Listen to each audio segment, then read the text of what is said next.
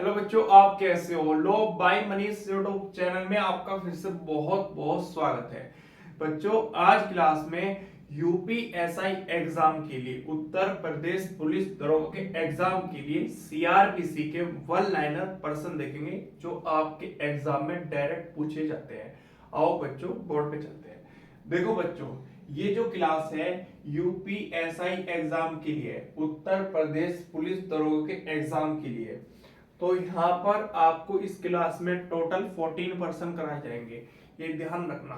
Regular class चल रही है, कुछ प्रॉब्लम हो जाती है जिस वजह से क्लास बंद हो जाती है, उसके लिए मैं चाहता हूँ माफी। आगे देखते हैं। देखो बच्चों, मेरे पास बोर्ड पे पहला प्रश्न लिखा है। ये टोटल 4% लिखे हैं, अभी इसके बाद आगे लिखूंगा।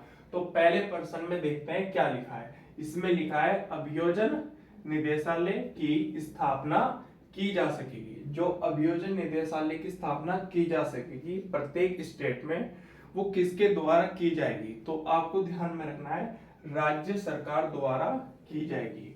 तो आपको ये ध्यान रखना है, अगर एग्जामिनर आपसे पूछता है अभियोजन निदेशालय की स्थापना की जा सकेगी, किसके द्वारा की जा सकेगी? राज्य सरकार के द्वारा, स्टेट गवर्नमेंट के द्वारा। ध्यान रखना। फिर 2% में लिखा है सीआरपीसी 1973। जो सीआरपीसी है, दंड प्रक्रिया संहिता 1973 की है, ये ध्यान रखना। सीआरपीसी 1973 कौन सी धारा किशोरों के मामलों में अधिकारिता से संबंधित है? तो आपको ध्यान में रखना है, धारा 27 है, 27 है। एग्जामिनर अगर आपसे पूछता है सीआरपीसी की कौन सी धारा किशोरों के मामले में, किशोरों के मामले में अधिकारिता से संबंधित है, तो आपको ध्यान में रखना है धारा 27 है। कई बार एग्जामिनर सीधा प्रश्न करता है किशोरों के मामले में संबंधित धारा सीआरपीसी की कौन सी है, तो आपको ध्यान में रखना है सीआरपीसी की धारा 27 है, धारा 27 है। आगे देखते हैं।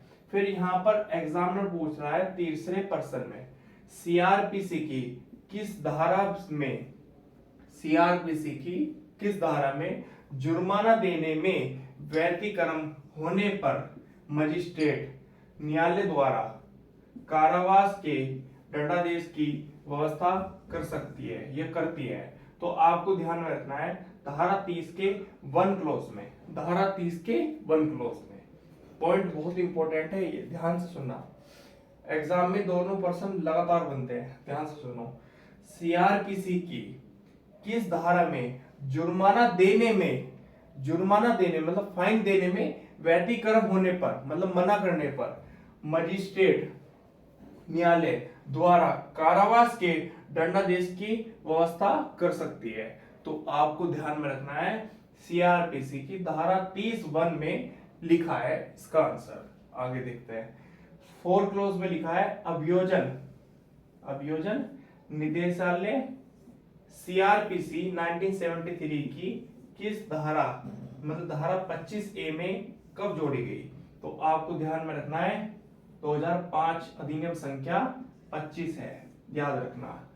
जो अभियोजन निदेशालय लिखा है सीआरपीसी की कौन सी धारा में लिखा है, एग्जामिनर आपसे सीधा प्रश्न करता है, तो आपको ध्यान में रखना है धारा 25A में लिखा है, और 2005 में अंतिस्थापित की गई और 2006 से ये लागू हुई, ये बात ध्यान रखना।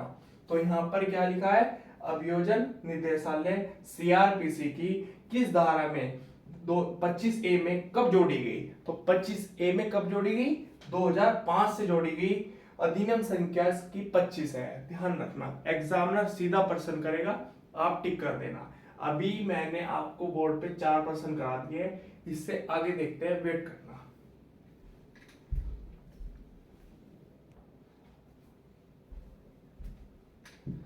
बच्चों, जैसे कि आपको बताया, ये क्लास उत्तर प्रदेश पुलिस दरोगा के एग्जाम के लिए चल रही है, जिसमें आपके वन लाइनर सीआरपीसी के प्रश्न होंगे, साथ ही उनके आंसर होंगे। अब आगे देखते हैं। देखो बच्चों, मेरे पास ये 5वां प्रश्न है। अब इसमें लिखा है एक ही विचारण में, मतलब एक ही ट्रायल में, एक ही विचारण में कई अपराधों के लिए दोष सिद्ध होने पर क्रमवर्ती दंडादेशों के की अवधि नहीं होगी। तो क्या नहीं होगी? 14 वर्ष से अधिक की नहीं होगी, ये ध्यान रखना। तो यहाँ पर लिखा है एक ही विचारण में कई अपराधों के लिए दोष सिद्ध होने पर, एक ही विचारण में कई अपराधों के लिए दोष सिद्ध होने पर क्रमवर्ती दंडादेशों की अवधि नहीं होगी। कितनी नहीं होगी? 14 वर्ष से अधिक नहीं होगी। ये ध्यान रखना, अगर आपके एग्जाम में आता है तो आप टिक कर देना। आगे देखते हैं। 6 क्लोज में लिखा है सीआरपीसी की धारा 37 के अंतर्गत, जो सीआरपीसी की धारा 37 है उसमें लिखा है मजिस्ट्रेट और पुलिस की सहायता जनता कब करेगी। तो यहाँ पर लिखा है सीआरपीसी की धारा 37 के अंतर्गत सभी व्यक्ति मजिस्ट्रेट या पुलिस की सहायता के लिए बाध्य है। तो पुलिस की सहायता के लिए बाध्य है कौन? जो व्यक्ति है।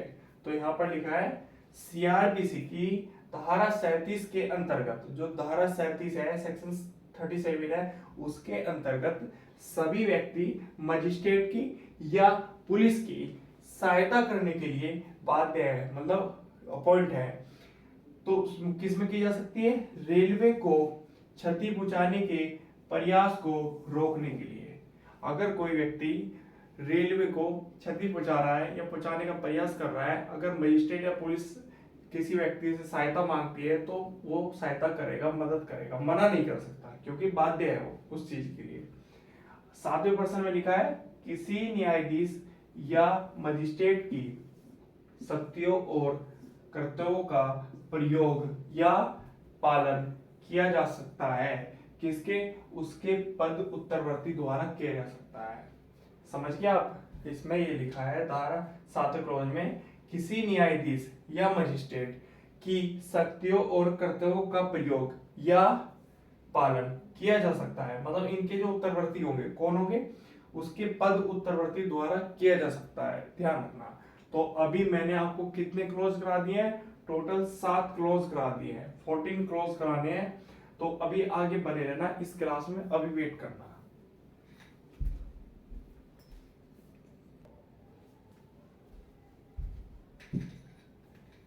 हेलो बच्चों, आप कैसे हो? तो आप अब देखेंगे उत्तर प्रदेश पुलिस दरोगा के लिए यूपीएसआई के 1 लाइनर सीआरपीसी के क्वेश्चन। अब आगे देखते हैं। अभी तक हमने 7 प्रश्न कर चुके हैं, 8वें प्रश्न पे देखते हैं इसमें क्या लिखा है।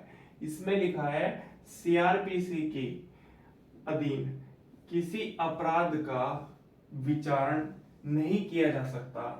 किसके द्वारा नहीं किया जा सकता? उपखंड अधिकारी के द्वारा नहीं किया जा सकता, ये बात ध्यान रखना।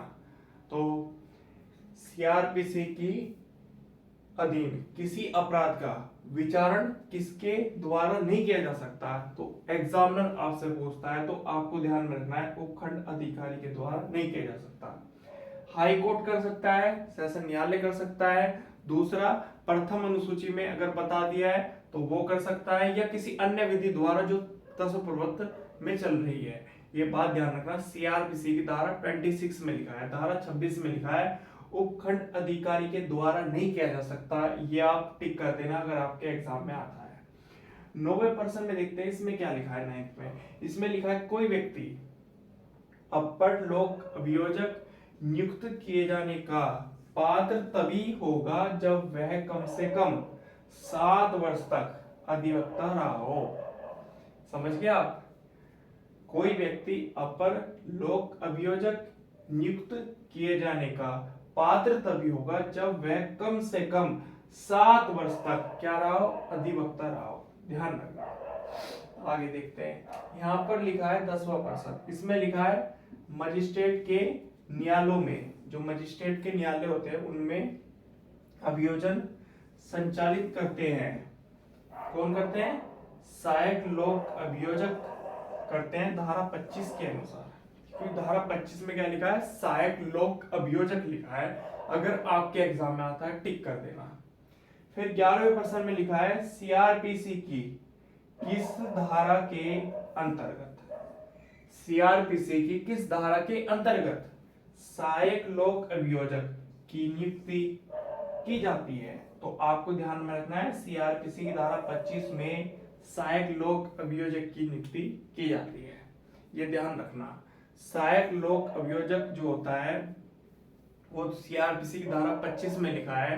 और सहायक लोक अभियोजक अगर किसी को बनाना है, अपॉइंट करना है, तो 7 वर्ष तक, कहां पर लिखा है 7 वर्ष तक कम से कम वकील रहो, अधिवक्ता रहो, तब उसको सहायक लोक अभियोजक नियुक्त किया जा सकता है। ये ध्यान रखना। तो 8 से लेके टोटल 11% मैंने आपको वन लाइनर सीआरपीसी की करा दी है। अगर आपका कोई भी डाउट हो आप कमेंट करके पूछ लेना। अब आगे चलते हैं, वेट करना।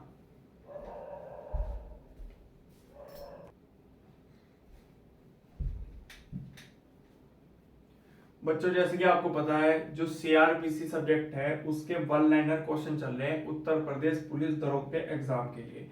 अब आगे देखते हैं। तो बच्चों मेरे पास ये 12वां पर्सन है, 12 नंबर का पर्सन है, इसमें टोटल 14% कंप्लीट हो जाएंगे क्लास में। अभी 12वें पर्सन में देखते हैं क्या लिखा है। इसमें लिखा है सीआरपीसी की धारा 25 क्या उल्लेख करती है। जो सीआरपीसी की धारा 25 है वो क्या बतलाती है, क्या कहती है। तो आपको ध्यान में रखना है सहायक लोक अभियोजक की नियुक्ति के बारे में बताती है। मतलब सीआरपीसी की जो धारा 25 है उसमें क्या लिखा है, उसमें लिखा है सहायक लोक अभियोजक की नियुक्ति के लिए, ये बात ध्यान रखना।